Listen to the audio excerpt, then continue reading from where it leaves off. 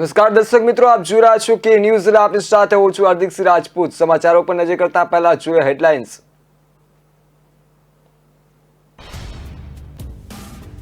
સૌથી વધુ વસ્તી ધરાવતા દેશ ચીનમાં સર્જાયું વસ્તી સંકટ। ચીનમાં ઊંચી સંખ્યામાં લોકો કરી રહ્યા છે લગ્ન।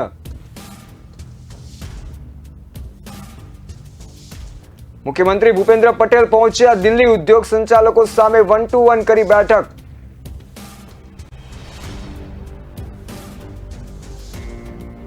ભારતમાં ક્રિપ્ટોકરન્સીના વધી રહેલા સામ્રાજ્ય સામે કેન્દ્ર સરકાર સફાળી જાગી।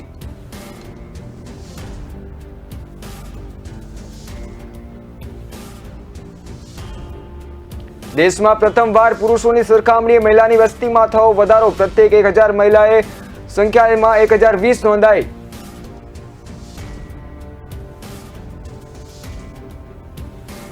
બેંકોની લોન ન ચૂકવનાર સામે કેન્દ્રીય નાણામંત્રીની લાલ આંખ। બેંકના ફસાયેલા નાણાંની કરાશે વસૂલાત।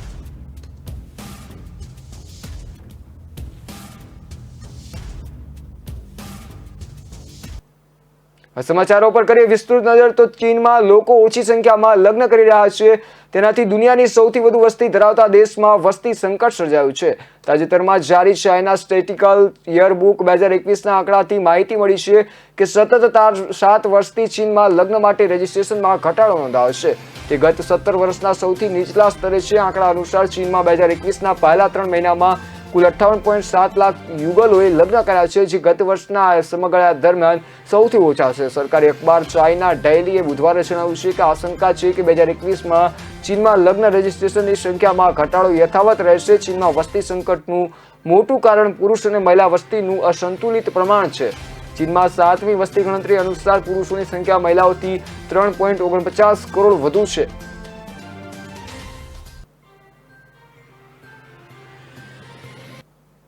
મુખ્યમંત્રી ભૂપેન્દ્ર પટેલ આજે દિલ્હી પહોંચી ગયા છે। તેમણે ઉદ્યોગ વેપાર જગતના વરિષ્ઠ સંચાલકો અગ્રણીઓ સાથે વાઇબ્રન્ટ સમિટ 2022 સંદર્ભે બેઠકો શરૂ કરી છે। મુખ્યમંત્રી ભૂપેન્દ્ર પટેલે આગામી વાઇબ્રન્ટ સમિટની વિશેષતાઓ સાથે કોવિડ મહામારી બાદ બેઠા થતા વૈશ્વિક અર્થતંત્ર વચ્ચે ગુજરાતમાં ઉપલબ્ધ મૂડી રોકાણના નવનતમ ક્ષેત્રો, ઉજળી સંભાવનાઓ સંદર્ભમાં ઉદ્યોગ વેપાર અગ્રણીઓ સમક્ષ વિચાર વિમર્શ કર્યો છે। તેમજ આ અંગે પણ માહિતી આપી દઈએ કે આ વિચાર વિમર્શ દરમિયાન તેઓ અનેક ઉદ્યોગકારો સાથે મળી શકે છે, તેની સાથે બેઠક કરી છે। આ અંગે વધુ માહિતી પણ મેળવી શકે છે અથવા તો વિચાર વિમર્શ કરી રોડ શો અને 1-to-1 બેઠક કરવાના છે। મુખ્યમંત્રી આ બેઠક દરમિયાન સૌ ઉપસ્થિતોને ગુજરાત રાજ્યની ઉદ્યોગ વેપાર લક્ષી નીતિઓ વિશે માહિતગાર પણ કરશે। મુખ્યમંત્રી ભૂપેન્દ્ર પટેલે વાઇબ્રન્ટ ગુજરાત ગ્લોબલ સમિટ 2022ના પ્રથમ રોડ શોના પ્રારંભે નવી દિલ્હીમાં અગ્રણી ઉદ્યોગ સંચાલકો સાથે 1-to-1 બેઠક કરી દિવસની શરૂઆત કરી હતી। તેમણે મારુતિ સુઝુકી ઇન્ડિયા લિમિટેડના એમડી અને સીઈઓ કેનિચ આયકાવા સાથે બેઠક કરી હતી। મારુતિ સુઝુકીના ગુજરાત પ્રોજેક્ટ્સ વિશે તેમણે મુખ્યમંત્રીને માહિતગાર કર્યા હતા। ગાંધીનગરમાં સેન્ટર ઓફ એક્સેલન્સ અને રાજ્યમાં હાલ મારુતિ દ્વારા 16,000 કરોડના રોકાણની પણ વિગતો તેમણે મુખ્યમંત્રીને આપી હતી। મુખ્યમંત્રી વિવિધ રાષ્ટ્રોના નવી દિલ્હી સ્થિત રાજદૂતો ડિપ્લોમેટ્સને પણ આજે સાંજે મળશે અને વાઇબ્રન્ટ ગ્લોબલ સમિટ 2022 વિશે એક પ્રસ્તુતિ કરશે।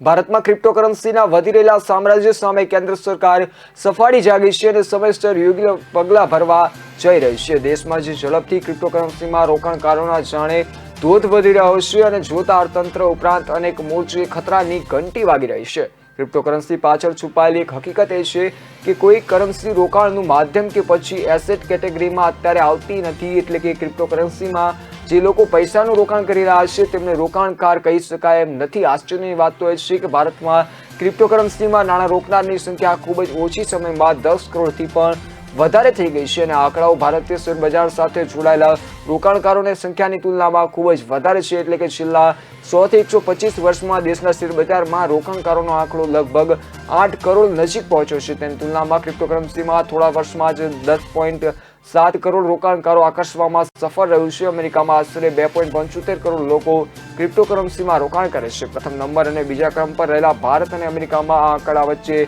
ઘણું મોટું અંતર જોવા મળી રહ્યું છે।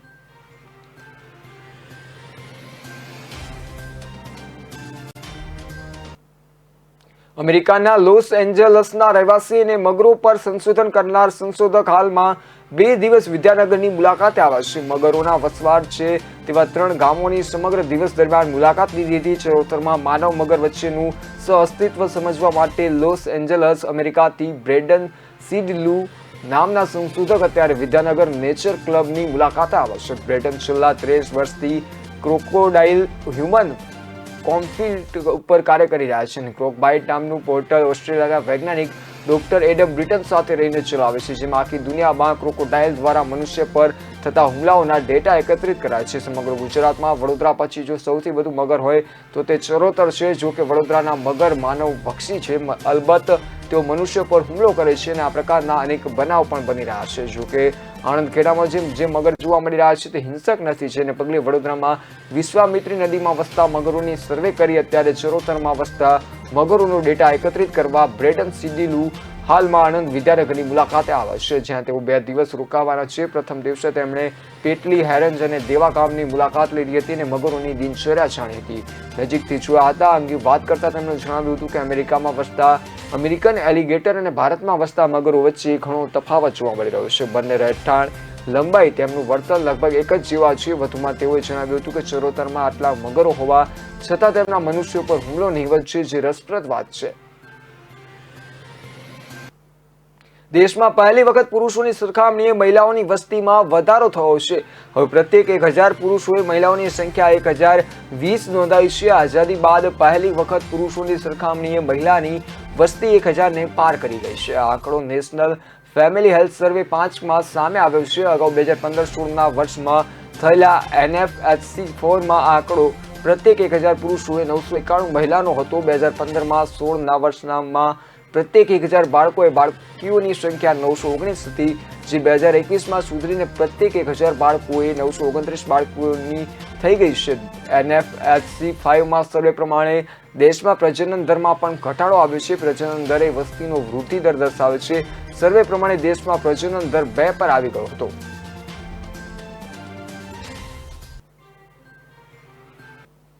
અત્યારે હાલ સમય થયો છે એક વિરામનો. વિરામ બાદ ફરી મળીશું.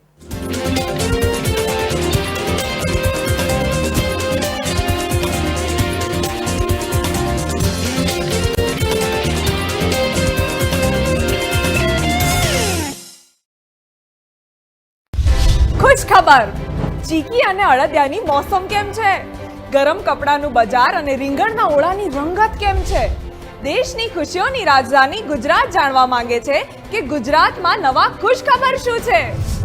તો આ રહ્યા ખુશ ખબર. વડાપ્રધાન શ્રી નરેન્દ્રભાઈ મોદીના ગુજરાતને નંબર 1 પર રહેવાની આદત જ પડી ગઈ છે. ભારતના વાણિજ્ય અને ઉદ્યોગ મંત્રાલયના લીડ્સ 2021માં ગુજરાતે સતત 3જા વર્ષે આખા દેશમાં પ્રથમ સ્થાન મેળવ્યું છે. એટલે કે ધંધા, રોજગાર અને ઉદ્યોગો માટે સર્વશ્રેષ્ઠ ઇન્ફ્રાસ્ટ્રક્ચર અને સર્વશ્રેષ્ઠ પરિવહનની સુવિધાઓ છે ગુજરાતમાં. બીજા ખુશ ખબર, મુખ્યમંત્રી શ્રી ભૂપેન્દ્રભાઈ પટેલે શરૂ કરી છે નિરામય ગુજરાત યોજના, જેમાં 30થી વધુ વયના 3 કરોડ જેટલા નાગરિકોની નિઃશુલ્ક આરોગ્ય તપાસ કરવામાં આવશે. સ્ક્રીનિંગથી સારવાર સુધીના આ અભિયાનમાં 8 પ્રકારના ગંભીર રોગોને કારણે થતા મૃત્યુનો દર ઘટશે.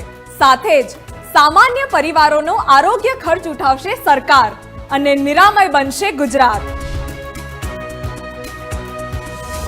બાય ધ વે, તમારી દિવાળી કેવી રહી? તહેવારોમાં તો બધા જ વતનમાં પહોંચી જાય, પરંતુ દેશના જવાનો પરિવારથી દૂર હોય છે. તો આ દિવાળી પર તેમના પરિવારજન બનીને મુખ્યમંત્રી શ્રી ભૂપેન્દ્રભાઈ પટેલ દિવાળીના દિવસે પહોંચી ગયા રણોત્સવ માટે પ્રખ્યાત કચ્છની ધોરડો સરહદ પર અને સૈનિકોના પરિવારજનો સાથે ઉજવી દિવાળી. તો ચાલો ત્યારે આપણે પણ નવા વર્ષે આત્મનિર્ભર ગુજરાતથી આત્મનિર્ભર ભારતના સંકલ્પને ચરિતાર્થ કરીએ. જય જય ગરવી ગુજરાત.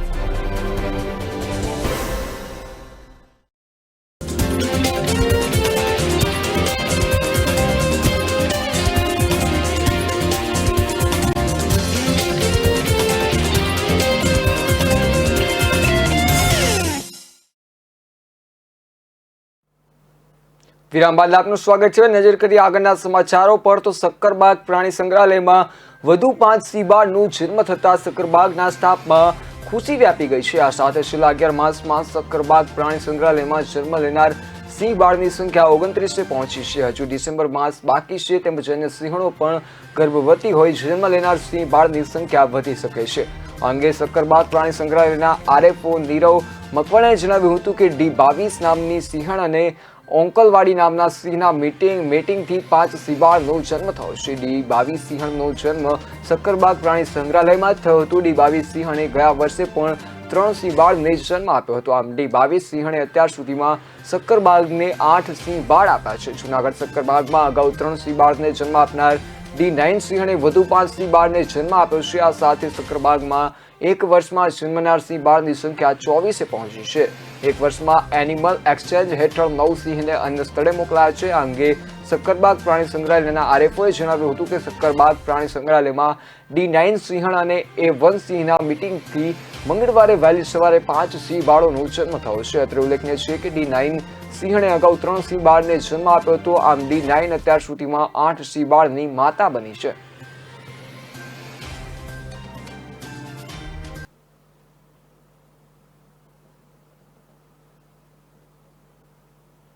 જે લોકો જાણી જોઈને બેંકોની લોન ચૂકવતા નથી તેમની પાસેથી લોનની સંપૂર્ણ રકમ વસૂલવામાં આવશે.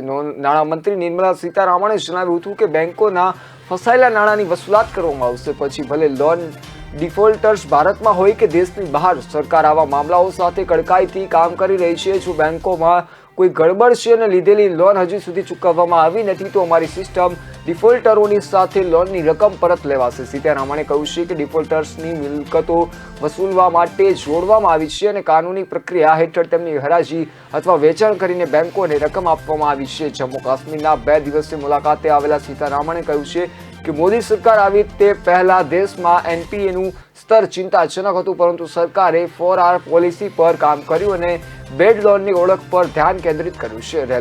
રિઝોલ્યુશન, કેપિટલ ઇન્ફ્યુઝન અને સુધારા આગળની પહેલ અંતર્ગત NPAમાં સુધારો કરવામાં આવ્યો છે.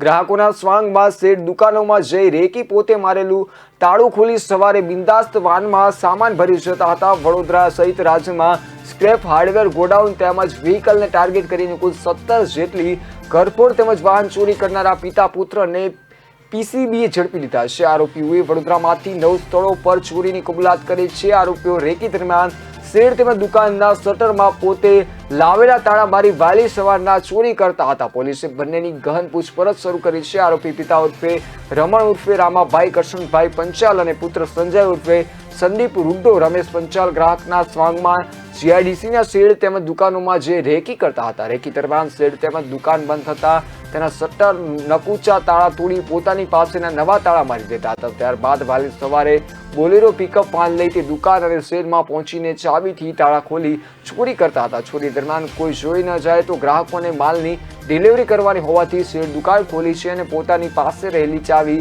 બતાવતા હતા. ચોરી કરેલો માલ ઘરે સંતાડીને આરોપી અમદાવાદના જુદા જુદા વેપારીઓને વેચતા હતા. પોલીસે બંને પાસેથી મુદ્દામાલ તરીકે કુલ 90 વસ્તુઓ કબજે કરી છે.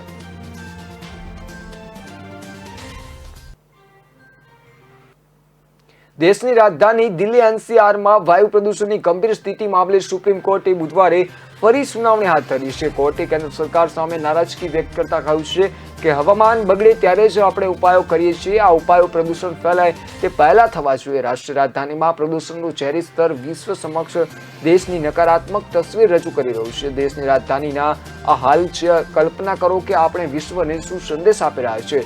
CJI NV Ramana, justice DY Chandrachud અને જસ્ટિસ સૂર્યકાંતની બેન્ચ દિલ્હીમાં હવાની બગડતી ગુણવત્તા નિયંત્રિત કરવા તાકીદના પગલાં ભરવાની દાદ માંગતી અરજી મામલે સુનાવણી કરી રહી છે. કેન્દ્ર વતી સોલિસિટર જનરલ તુષાર મહેતાએ કહ્યું છે કે 16 નવેમ્બરે પ્રદૂષણનું સ્તર 403 હતું, જે બુધવારે ઘટીને 208 થયું. આ રજૂઆતથી નારાજ CJIએ કહ્યું છે કે પાછલા દિવસોમાં પ્રદૂષણ ઘટ્યું તેનો શ્રેય હવાને જાય છે. અમદાવાદના રિવરફ્રન્ટથી કેવડિયા સુધીની સી પ્લેન સર્વિસ શરૂ થવાના હજી કોઈ ઠેકાણા નથી. ત્યારે રાજ્ય સરકારે કુલ 6 સ્થળોએ સી પ્લેન સેવા શરૂ કરવા તેમજ ગુજરાતને 2 સી પ્લેન આપવા કેન્દ્ર સરકાર સમક્ષ માંગણી કરવામાં આવી છે. સાબરમતી રિવરફ્રન્ટથી Statue of Unity sea plane સેવા ઝડપથી શરૂ થાય તે માટે સી પ્લેનની માંગણી કરવામાં આવી છે. રાજ્યના નાગરિક ઉડ્ડયન મંત્રી પુનેશ મોદીએ જણાવ્યું છે કે કેન્દ્ર અને રાજ્ય સરકાર ગુજરાતમાં અમદાવાદ રિવરફ્રન્ટ, કેવડિયા, પાલિતાણા પાસે Shetrunji dam, Saputara lake, Mehsana Dharoi dam અને સુરતના ઉકાઈ ડેમ જેવા સ્થળોએ સી પ્લેન સેવા સુવિધા માટે નિયત કરવામાં આવ્યા છે. રાજ્યમાં સૌપ્રથમ સી પ્લેન સુવિધા અમદાવાદ રિવરફ્રન્ટ પરથી શરૂ કરવામાં આવી હતી, પરંતુ સી પ્લેન મરામત માટે ગયું હોવાથી અત્યારે ગુજરાતમાં સી પ્લેન નથી. તે ગુજરાત સરકારે 2 સી પ્લેનની માંગણી કેન્દ્ર સમક્ષ કરી છે. સાબરમતી રિવરફ્રન્ટથી સ્ટેચ્યુ ઓફ યુનિટી માટે સવાર અને સાંજ માટેની 2 ફ્લાઇટ સુવિધા શરૂ કરવામાં કેન્દ્રની પરવાનગી માંગવામાં આવી છે. ઉત્તર ગુજરાતના નાગરિકોને અન્ય શહેરો સાથે ઉડાન સેવાઓનો લાભ મળે તે હેતુસર ડીસા એરસ્ટ્રીપ ઝડપથી શરૂ થાય તે હેતુસર જમીન સોંપણી માટે કેન્દ્રને દરખાસ્ત કરવામાં આવી છે.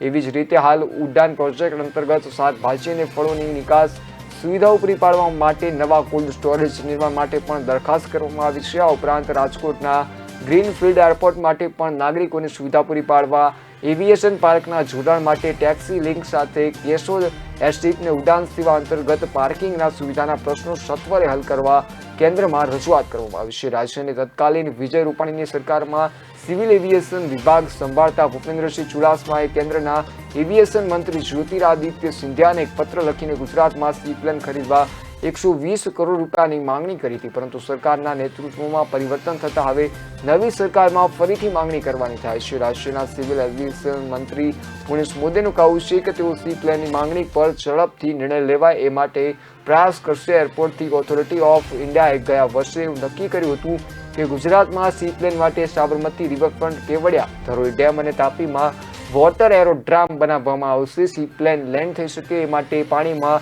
800 થી 900 મીટર જેટલી જગ્યાની જરૂર પડે છે.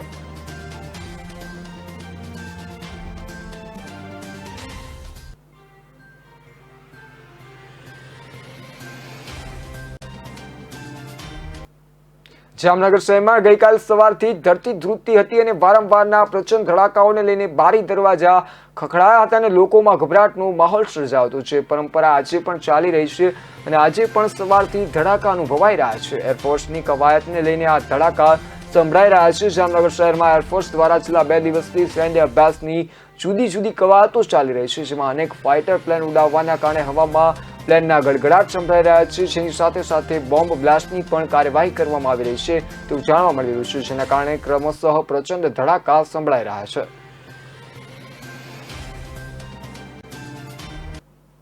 દિલ્હી સહિતના મોટા શહેરોમાં 24 કલાક હવામાનનું પ્રદૂષણ માપવાના સેન્સર મશીન મૂક્યા બાદ હવે ગુજરાતના અમદાવાદ બાદ વડોદરામાં સેન્સર મશીન મૂકવાની કવાયત હાથ ધરવામાં આવી છે. આજકાલ વડોદરા શહેરમાં પાલિકાના સેન્સર્સના ડેટા મુજબ અટલાદરા અને કલાલી સૌથી વધુ પ્રદૂષિત વિસ્તારો છે. દિવાળીમાં સામાન્ય રીતે વાહનોની વધુ અવરજવર અને ફટાકડાઓને લઈને પ્રદૂષણ વધતું હોય છે, પરંતુ શહેરમાં આ વખતે દિવાળી બાદ પણ પ્રદૂષણમાં ચિંતાજનક રીતે વધારો થયો છે, જે શહેરીજનો માટે લાલ બત્તી સમાન છે. પાલિકાએ વડોદરાના બાપોદ, જાંબુઆ, મકરપુરા, ગોરવા, મંગળ બજાર, ટ્રાન્સપેક એરિયા, ચાણી, જગતનાકા અને અટલાદરા પમ્પિંગ સ્ટેશન ખાતે હવા અને ધ્વનિનું પ્રદૂષણ માપવાના સેન્સર્સ મૂક્યા છે. આ સેન્સર્સમાં કાર્બન ડાયોક્સાઇડ, કાર્બન મોનોક્સાઇડ વગેરે જેવા વાયુનું માપન કરવામાં આવ્યું છે. 24 મેના સાંજે 6 વાગ્યાથી 6:30 કલાક સુધી પાલિકાના આ વિસ્તારના સેન્સર્સના ડેટા મુજબ અટલાદરામાં મોટા રજકણોની માત્રા ઘનમીટર દીઠ 434.28 માઇક્રોન નોંધાઈ હતી, જ્યારે કલાલીમાં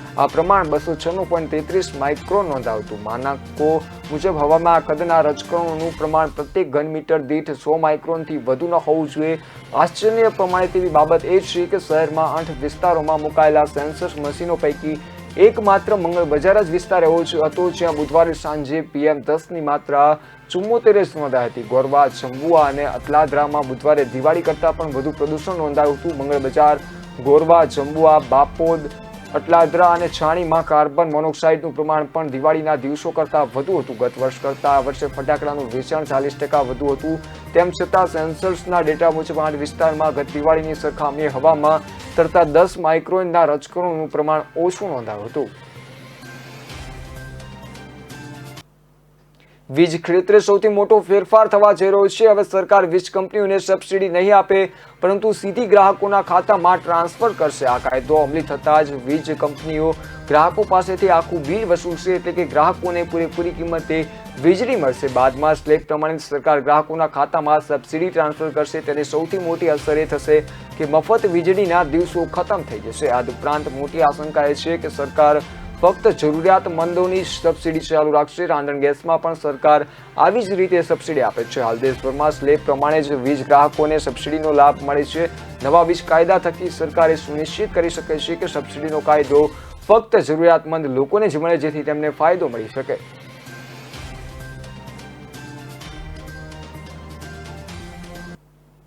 ગુજરાત સરકાર દ્વારા કોવિડ-19 થી મોત થનાર દર્દીઓના પરિવારજનોને ₹50,000ની સહાય ચૂકવવાની કામગીરી હાથ ધરવામાં આવી છે. આ કામગીરીમાં રાજ્યમાં રાજસ્થાન, મહારાષ્ટ્ર, મધ્યપ્રદેશ સહિત અન્ય રાજ્યોના દર્દીઓ પણ ગુજરાતમાં સારવાર લેતા હતા અને આ દર્દીઓના મોત ગુજરાતની હોસ્પિટલોમાં થયા હતા, તો તેમને પણ સહાય ચૂકવવામાં આવશે તેવું આરોગ્ય વિભાગના સત્તાવાર સૂત્રોએ જણાવ્યું છે.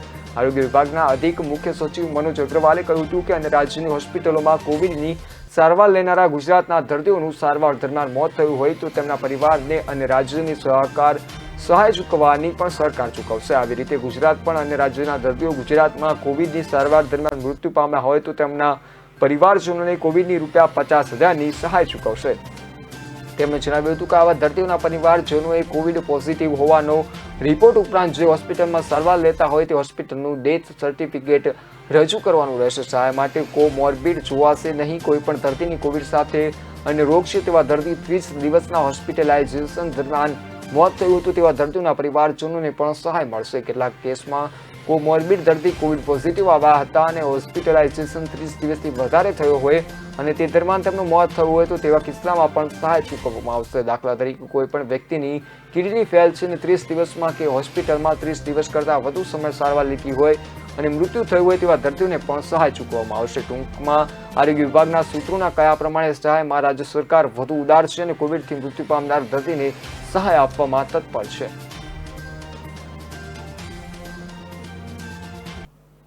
અત્યારે હાલ સમાચારોમાં બસ આટલું જ. વધુ સમાચારો માટે જોતા રહો કે ન્યૂઝ. મને આપશો રજા.